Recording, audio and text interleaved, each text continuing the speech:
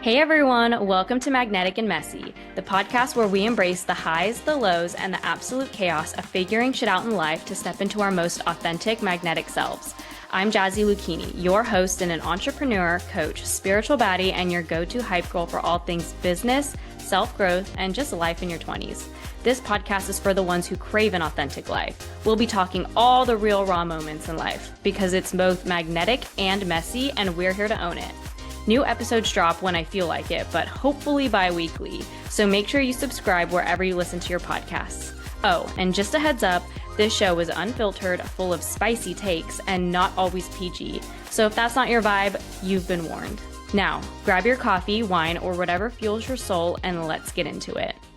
Hey everyone, welcome back to Magnetic and Messy. Today, maybe the title's a little confusing, but today we're going to talk about you don't remind me of anyone, and that's the point. Now, let me start with this. There have been many times, especially as a business owner, where I've been compared to someone, compared to another virtual assistant, another coach, another entrepreneur, or just kind of someone that maybe creates content or teaches or speaks or runs a business. Just in general, there's been so many times where I've been like, not necessarily compared in a negative way, but compared in a way where someone's like, hey, this person reminds me of you, or you remind me of this person. And I know in theory, it probably doesn't sound like a big deal, but when you break it down, especially for those of you that are business owners, the people that have built something from scratch, from the ground up, and have put their blood, sweat, and tears into it, and also the people that have really tried to create their own lane, do their own thing, make a name for themselves, people that really use themselves as their personal brand and have built a business on a personal brand, right? A lot of people, when they're saying these things, they do not mean it maliciously. They probably think they mean it as a compliment. And yes, in some ways it could be a compliment if that person they're comparing you to is, very affluent in the things that you're teaching or that you're working on, or basically trying to tell you like, you're a great business owner, you're a great speaker, you're great at this, you're great at that. But at the same time, for those of us who have really built businesses or brands through ourselves and through the way we do things and through our authenticity as a human being and as an individual, unique person, it kind of sucks because you're like, I don't want to remind people of other people. I want people to think of me and just think of me, right? And maybe some of you don't feel that way. Maybe some of you take that as a compliment, and that is great. But I know that there's people out there that can relate to this because sometimes it's just like we want to be unique. We want to be known for ourselves. We want people to hear us talk, hear us teach, see our businesses and think she's doing her own thing. She doesn't remind me of anyone. She just reminds me of herself. Like when I think of Jazzy, I think of Jazzy. I think of Jazzy the coach, Jazzy the business owner, Jazzy the entrepreneur, Jazzy the speaker, the podcaster, whatever it is, right? And yeah, there's tension with it. Sometimes it does really sting. Sometimes it sounds like a compliment, but either way, it really does feel like it erases your uniqueness and the things that you built through yourself, through your own authentic self. And yes, comparison is natural, but really the most magnetic businesses, the most magnetic brands stand out because they're unapologetically themselves. They're unapologetically authentic. And that's exactly what I try to be. And, it's not a bad thing to be compared to certain people. It's not a bad thing to remind people of certain people, but sometimes it does kind of sting when you're like, I've done so much to feel like I want to be unique and in my own lane. And when people are constantly being like, you remind me of this person, it's like, ugh, it's tough because you want to be grateful to remind someone of someone else that is so powerful and potentially just doing amazing things. Like, no hate to the people that we're being compared to. It doesn't mean that they're not doing amazing things. It just means I want to be doing my own amazing thing in my own way. And I want you to see me for me. So let's talk about the difference in comparisons, because there's many faces of comparison, of course. Like the way I'm talking about it is not really the negative comparison aspect that we're used to. So let's address that. So there's negative comparisons, and we all tend to do this. And this is a mindset thing that, and a programming thing that we have to work out of. And I think this happens for everyone. This happens for women, for men, for, of course, non-binary. It happens for everyone, no matter what niche you're in, no matter what you do in life, no matter what you do for a job, no matter what type of content you post, no matter, what body type you have. Like, there's always going to be negative comparisons that you have to work your way out of. So of course there's the comparison that's like, she's doing better than me, I'll never catch up. Or they're more successful, they're making more income. I'm never going to get there. There's the compliment comparisons, right? The one that I'm talking about. The you remind me of this person. Nice, but also it is minimizing in a way.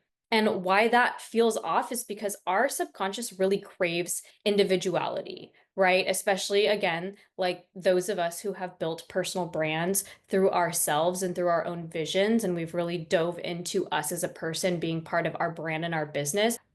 Our subconscious really craves that individuality, that uniqueness, and that recognition. Now, that's not to say like, yes, we don't want the validation externally. We have to work on that, not needing the validation, not wanting to people please. But as a human being, there's still a part that wants to be recognized and remembered for you, especially when you're building something you're so proud of, wanting to build a legacy and be known for what you did and for your uniqueness and your individuality and what you poured into what you built is normal. That's normal. That's not necessarily seeking validation or needing validation. That's just wanting to be remembered and create a legacy for yourself and your name. So this comparison really cuts deep, and I think it's just society conditions us, right, to measure our success against others. Always. Timelines, right? When you hit something that now it's like everyone's younger doing things, especially in the age of social media. People are, making six figures when they're like 20. We measure our success based on obviously income, status, who we know, what events we go to. The whole celebrity influencer social media realm has really accentuated that. It's always existed, right? Society has always conditioned us to measure our success against others, but especially in this day and age where there's so much digital proof and where social media is such a highlight reel where you don't see all the negative aspects of people's lives, and you start to compare because you're only seeing the positives and you're like, why am I going through all this when they're doing so well? But we don't obviously see the other side. And in business, it really, like, society has really conditioned it to like who did it first, who's doing it bigger. Like these are the traps that you fall into as a business owner, is like who started that?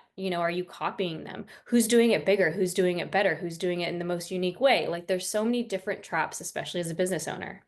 And what this comes down to is it kind of builds this subconscious identity. When someone compares you, it can feel like it's threatening. It's threatening the lane that you've worked so hard to carve out. And that's how I feel sometimes, where I'm like, when someone compares me, again, even when it's like a compliment comparison, it feels like threatening to your subconscious and to who you are as a human being and as a personal brand, because you feel like you've tried so hard to carve out your own lane. Not to say that you're doing something completely different. Like, yes, there's millions of coaches and speakers and podcasters and business owners out there that do the same thing as me. But what I'm saying is when you really try so hard to build your brand and your businesses based on who you are as a person and your personality and your individuality, even those small little micro differences in businesses, it's really hard because you're like, I try so hard to pour parts of myself into my business to carve out that individuality, and people are still saying, oh, you remind me of this person. It is a little bit threatening. And the truth is, yes, businesses can look the same. They can look very similar, but no one can build your exact business because no one has your exact voice, your exact story, your exact energy, your exact vibe, right? There's a little, like I said, little micro elements that make it different. And yes, it may look the same to other people. And that's why I'm saying this comparison compliment is not necessarily them being malicious at all. They probably think it's a compliment, but that's why it could feel so threatening to you when you're receiving it. So, I'm not going to just let us walk away from this episode without having some sort of reframe, some tools that we can work with to reframe this, because this is something that was really triggering to me. And I would kind of get mad at the other person and I'd be like, nope, it is not their fault that I took it that way. They really probably think that they're complimenting me. This is a trigger that I need to work out of, right? So when you're feeling like comparison triggers you, whether it's negative or positive, like a negative comparison trap or, the compliment comparison trap. So when comparison triggers you, right?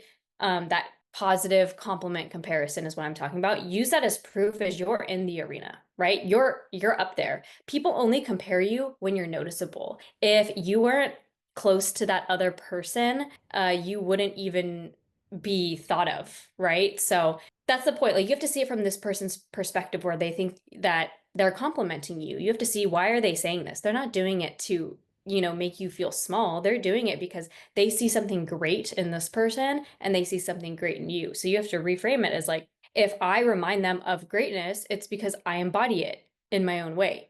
And you have to remember, you have to think like innovators and disruptors and leaders are always compared to each other in the media, in society, right? Until they become their own category. Now, I don't love these people, but I'm just going to say there are people that are obviously in their own category that aren't really compared to anyone like Jeff Bezos and Mark Zuckerberg, right? Like they don't get compared to other people because they became their own category. Now, it doesn't mean you have to be on that scale, right? But that's just like when you think of those people, it's like they carved it out themselves. So that's really like understanding your own unique lane, right? So some practical tools to keep you in that unique lane are one, anchor into your brand voice. And your brand voice is your personal voice, right? Your words, not borrowed ones, not taking things that other people said and regurgitating it when it doesn't really sound like you. It's not really what you would say, right? Like it's okay to take ideas that you're like, I love that idea. I totally resonate with them.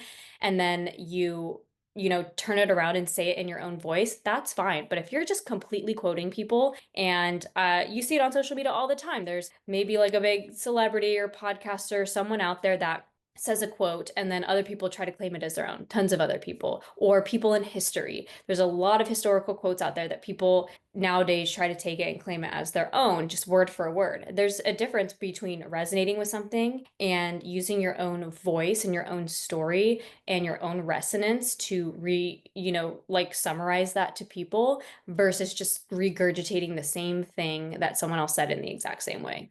Another way is to double down on your story. This is why you're the differentiator, right? If you need to, list out the ways that make you different. List out the ways that keep you in your own lane, no matter how small they are. Even if they're super micro elements that, again, no one would see except for you because you're the one doing it, list those out so you can always remind yourself of them. The next thing is compartmentalize triggers, right? Not every comment deserves energy, and this is something that I have to get used to. Like I am so hyper vigilant of everything that everyone says all the time that I get triggered very quickly. And it's like pick and choose your battles. Like, is it really worth it? Do you really think they meant it in that way? And understand also why you're being triggered. There's probably some deeper rooted thing there that is causing that trigger, maybe something from childhood or something that you've experienced a lot in your life that's just been part of your programming, and that's something that you have to work on and heal from. Again, it takes a lot of work, but just being able, first of all, to compartmentalize your triggers, like which ones are worth giving your energy to and which ones are just like, it's not worth it. They don't mean it in that way. I'm taking it that way, but I just got to let it go. Of course, affirmations, this helps me a lot when I'm going through triggers. Like I'm not next to this person. I'm me. Like things like I'm not the next whoever their name, whoever you're being compared to, you just say like I'm the first me. I'm me. Does not matter. Good for them. They're doing their thing, but I'm me. And you just have to remember like doing different things. Like, for example, my evolution from going from virtual assistant to also incorporating business coaching to also incorporating now supporting multi-passionate entrepreneurs proves that carving out multiple lanes is part of your brand, right? Like your evolution, the little differences that you do, like, yes, there's tons of virtual assistants, there's tons of business coaches, there's tons of multi-passionate entrepreneurs, but people that do it all in one and in the way that I did it and the way that I'm currently doing it and the little tiny differences that I add to my services or to my offers or to my business, no one's doing it exactly that way. I'm the only one doing it in that exact way. So just remember, those are carving out you as a brand and what makes you unique and different. So you just need to remember, of course, comparison is always going to exist. As much as we can work on our triggers, as much as we can try to avoid it and try to heal and do the inner work and understand why it's all coming up, it's always going to exist. It's just part of it, especially again, like I said, in social media, in this day and age of just having access to so many different people and so many people shutting out a lot of parts of their lives that don't look flashy and just showing the good parts. Comparison is always going to be there, right? But your power lies in making it irrelevant by being undeniably and unapologetically you. If you're authentically you and you're comfortable with that, and the more you do it, the more you put yourself out there, the more comfortable you're going to be. And the less you're going to care about what other people think because you're just making these bold moves. You're not letting people dim your light, the more it's just going to become irrelevant, that these comparisons, right? The more you're going to be like, well, I'm just me. You can't even compare me to them because we're so different, right? So just reflect, like what's an area in your life, or if you're a business owner, in your business where you're just done being compared, like where it's something that's just consistently triggering you and you keep falling into it, you keep spiraling, you keep dwelling. Identify that and then figure out, make the list or use one of those tools, but make a list truly of what makes you different and why you can't even put yourself in the same category, really. And also think about all the good things of that person or that thing that you're comparing yourself to, or that other people are comparing you to. Think of all the good aspects. I'd be like, well, this person's very well spoken. I embody that too. Think of all the positive ways you can compare yourself to them and all the inspirational ways you resemble them, right? So I hope this helped. This is something that's really come up a lot for me in my business career, and especially as I've become more open with things and been more outspoken and, have my podcast and coaching, and I have integrated my business life with like my personal life a little bit more. A lot of these kind of comparison triggers kind of come up. And so it's just something I wanted to talk about. So thank you all for listening to another episode of Magnetic and Messy. I will see you all next time. All right, and that's a wrap on today's episode of Magnetic and Messy. Thank you so much for hanging out with me. I seriously appreciate every single one of you for tuning in, sharing your energy, and being part of this wild journey. If you love this episode, make sure to subscribe so you never miss an update. If you want to share your positive energy with me directly, DM me over on Instagram @thejazzyva and tell me your biggest takeaway from today's episode. Remember, life can be messy, but no matter what, you are magnetic as hell. See you guys next time.